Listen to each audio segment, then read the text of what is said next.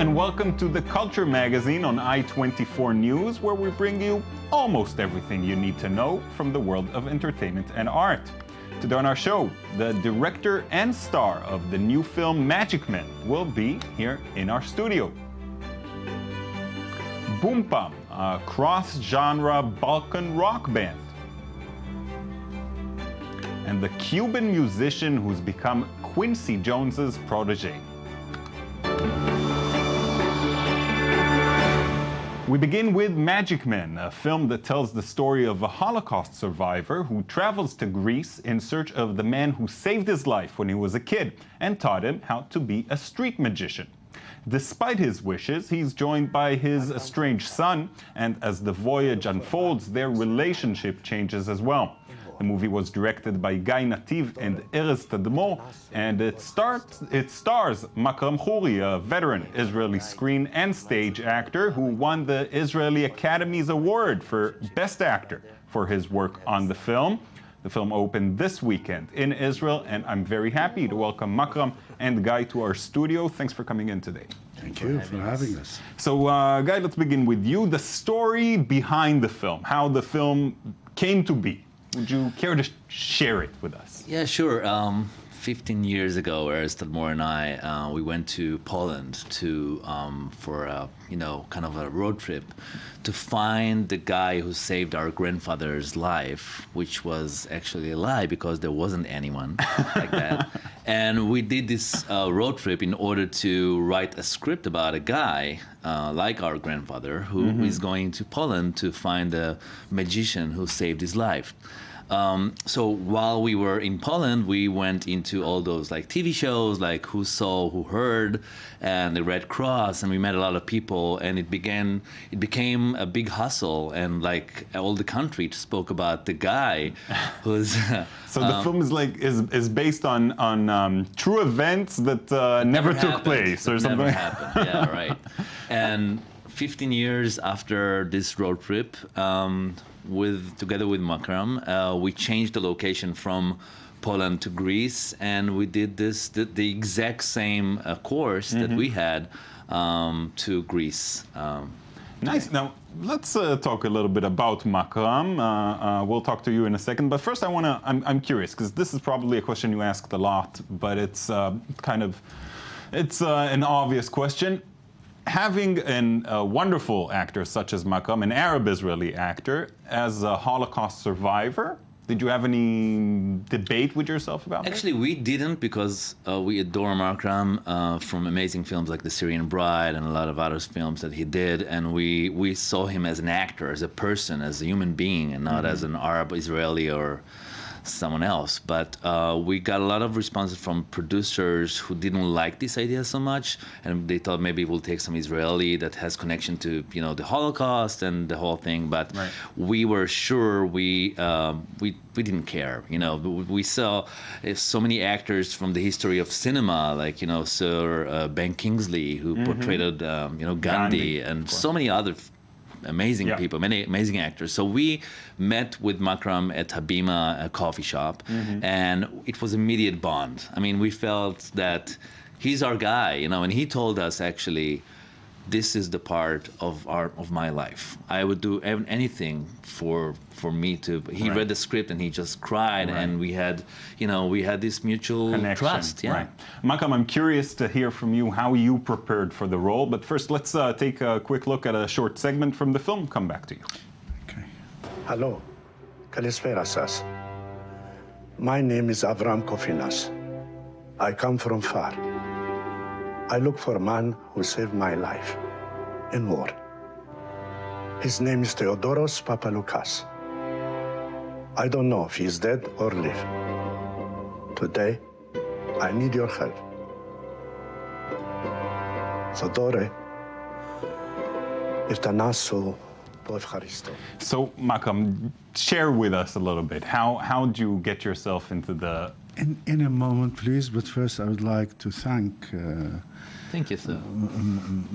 Thank Guy and Erez, both of them, for giving me this chance to play this character, which I believe it's a present for every actor.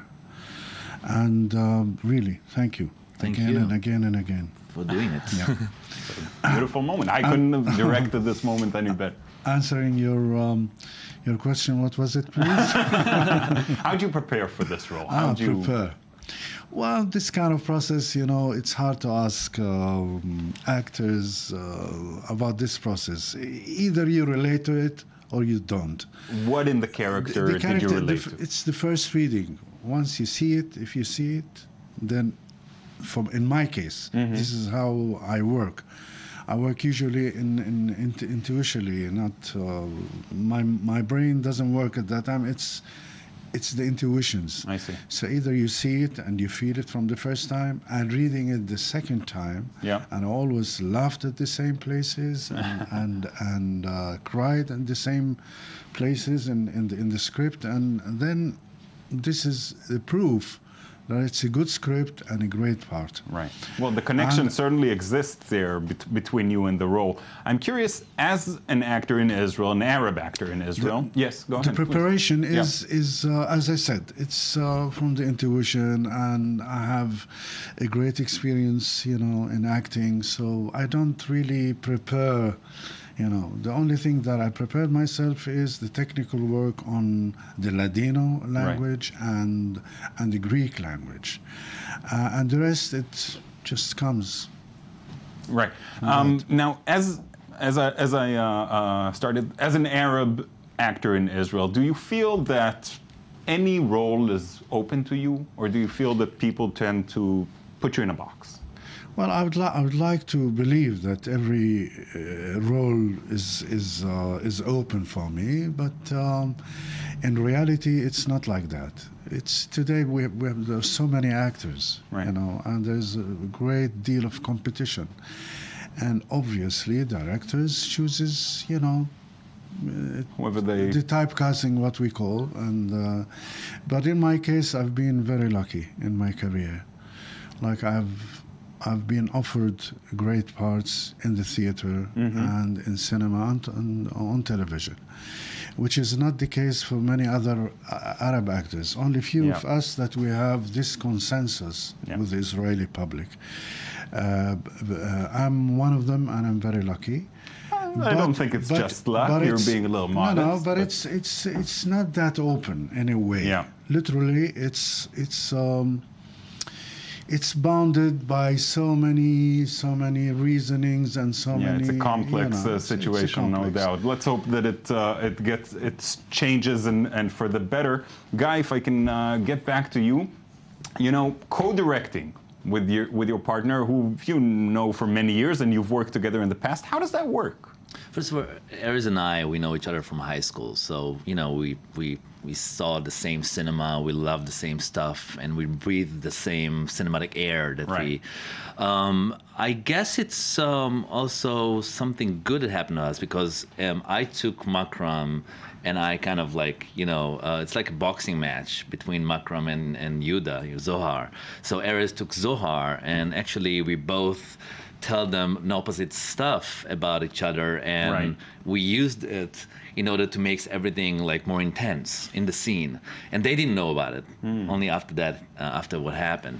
I guess it goes well for us. It doesn't go well for other people, Everybody. for many other people, but it's very important also to do our own specific stuff. Erez is doing his new movie, Right, you're also Wounded working on Land, separate- and on I'm separate working project. on my next. What is your next project? That would be my last Wow, question. it's actually my first American feature because I just moved to the U.S. It's about a neo-Nazi guy that all his face and his body was tattooed with tattoo that meant what he did, like coded body, and Okay. he actually came out from the movement and became a better person by taking all his tattoos out of his face and cooperating with the feds. It's a real story that we. Based on a real story that Based on a actually real- took place. Yeah. This time. Yeah. All right. Sounds very interesting. Guy, Makram, thank you so much for coming in today. Thank you so much. Thank you.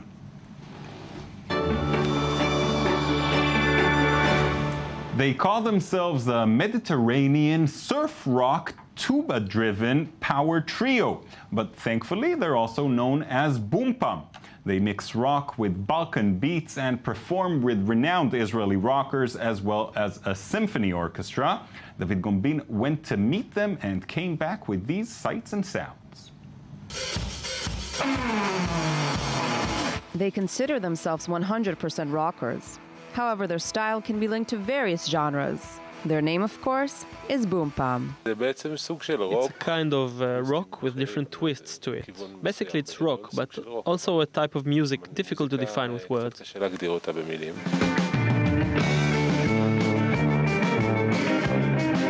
3 instruments make up the group: an electric guitar which sometimes plays like a bouzouki, drums, and a tuba.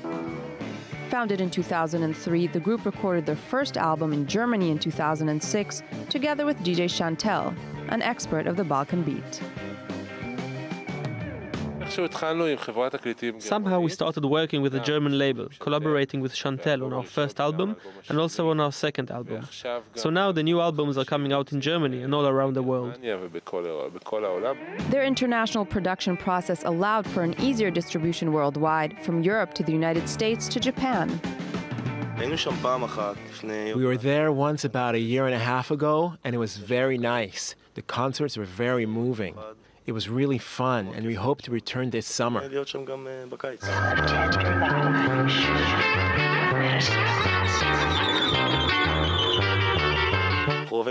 We like to perform. This music is also a lot of fun to perform since the audience reacts very positively despite differences of age. Everyone is active, dancing, spreading joy. Their fourth album, Al Kazam, was recorded in 4 days, with the collaboration of Kutiman, considered an Israeli electronic musical prodigy. It's a very conceptual album, which we recorded in the Kibbutz Manar gym up north. It was a true independent production.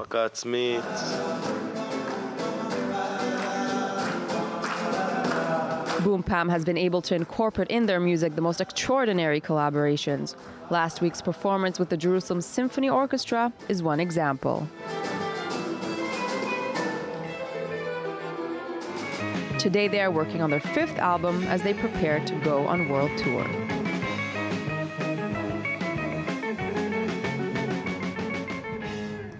And now Daniel Campos is here for our world music segment. Welcome, Daniel. Thank you, Oded. How are you doing? I'm doing great. How about you? You got a lot of interesting stories and special sounds. Very special sounds. We actually have the Invasion Parade, new album by Alfredo Rodriguez. This is his 2nd album since he arrived in the United States. Okay. He came into the United States illegally. He left Cuba. One of the reasons why he came to the U.S. was that he met Mr. Quincy Jones at a music festival at the Montreux Jazz Festival in Switzerland. And Quincy told him, look, if you make it to the U.S., I'm going to be here to help you out, to sponsor you. So he made it to the U.S. by any means necessary. He took the risk. Can you imagine, like, the border between Mexico and the United States is one of the most dangerous places, and he crossed in. Wow.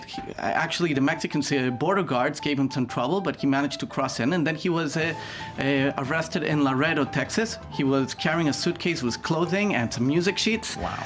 And, well, there's a law that says Cubans who touch American soil are considered asylum seekers, and they have all their benefits and rights.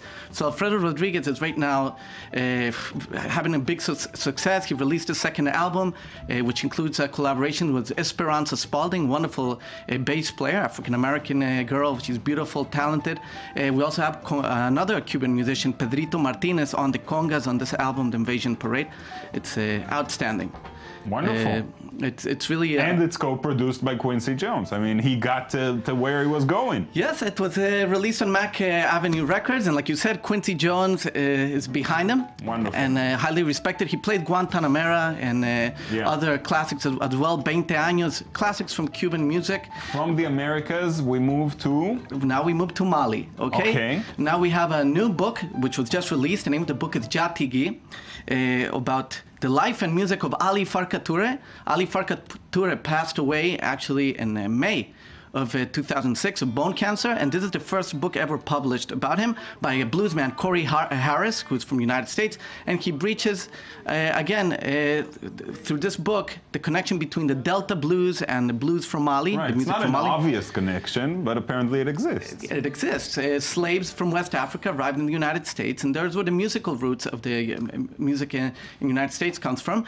We can say also Ali Farka Toure was inspired by John Lee Hooker and other very popular bluesmen from the United States. And Corey Harris spent time with him. They even recorded an album, Mississippi to Mali. And he also went on behalf of Martin Scorsese to record a documentary known as The Blues, Feels Like Going Home. This book about Ali Farka Toure is very promising. The first biography ever written with interviews with very close relatives and musicians who worked with this Grammy Award-winning musician who left us in 2006. Wonderful. Thank you so much, Daniel. Thank you, Odette. Thank you for joining us as well. I hope you enjoyed watching our show. We'll be here again tomorrow, so you're welcome to join us again. Bye-bye.